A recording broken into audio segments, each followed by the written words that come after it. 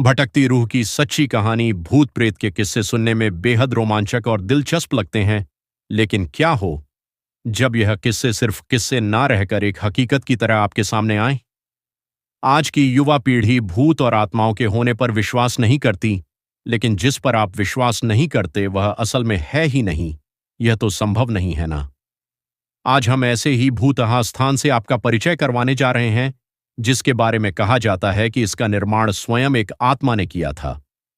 जोधपुर, राजस्थान स्थित बावड़ियों के किस्से स्थानीय लोगों में बहुत मशहूर हैं। यहाँ पानी की कई बावड़ियां हैं, जिनमें से एक के बारे में कहा जाता है कि उसे भूत ने बनवाया था। जोधपुर से लगभग 90 किलोमीटर दूरी पर स्थित रठासी नाम का एक ऐतिहासिक गांव है।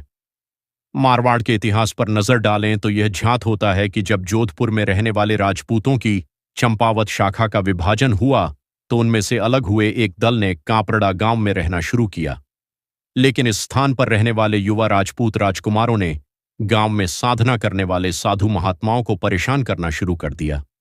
उन राजकुमारों से क्रोधित होकर साधुओं ने उन्हें श्राप दे दिया कि उनके आने वाली पीढ़ी इस गांव में नहीं रह पाएगी।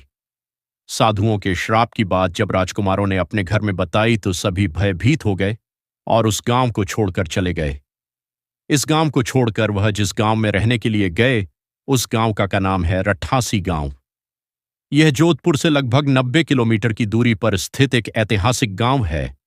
इस गांव में एक बावड़ी है जिसके बारे में कहा जाता है कि वह भूतों के सहयोग से बनी है, अर्थात उस बावड़ी को बनाने में भूत प्रेतों ने गांव वालों की सहायता की थी। ठाकुर जयसिंह के महल में स्थित इस बावड़ी को देखने के लिए लोग दूर दूर से आते हैं।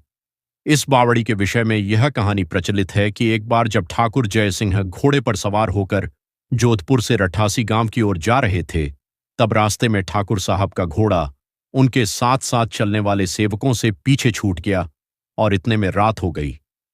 राजा का घोड़ा काफी थक चुका था और उसे बहुत प्यास लगी थी। रास्ते में एक तालाब को देखकर ठाकुर जयसिंह अपने घोड़े को पानी पिलाने के लिए ले गए। आधी रात का समय था। घोड़ा जैसे ही आगे बढ़ा, राजा को एक आकृति दिखाई दी जिसने धीरे धीरे इंसानी शरीर धारण कर लिया। राजा उसे देखकर डर गया। उस प्रेत ने राजा को कहा कि मुझे प्यास लगी है, लेकिन श्राप के कारण मैं इस कुएं का पानी नहीं पी सकता। राजा ने उस प्रेत को पानी पिलाया और राजा की दयालुता देखकर प्रेत ने उसे कहा कि वह जो भी मांगेगा वह उसे पूरी कर देगा। राजा ने प्रेत को कहा कि वह उसके महल में एक बावड़ी का निर्माण करे और उसके राज्य को सुंदर बना दे। भूत ने राजा के आदेश को स्वीकारते हुए कहा कि वो ये कार्य प्रत्यक्ष रूप से नहीं करेगा, लेकिन दिन भर में जितना भी काम होगा वह रात के समय 100 गुना और बढ़ जाएगा। उस प्रेत ने राजा को यह राज किसी को ना बताने के लिए कहा। इस घटना के 2 दिन बाद ही महल और बावड़ी की इमारतें बनने लगीं। रात में पत्थर ठोंकने की रहस्यमय आवाजें आने लगीं। दिन प्रतिदिन निर्माण काम तेज गति से बढ़ने लगा। लेकिन रानी के जिद करने पर राजा ने यह राज रानी को बता दिया कि आखिर निर्माण इतनी जल्दी कैसे पूरा होता जा रहा है। राजा ने जैसे ही यह राज रानी को बताया, सारा काम वहीं रुक गया। बावड़ी भी ज्यों की त्यों ही रह गई। इस घटना के बाद किसी ने भी उस बावड़ी को बनाने की कोशिश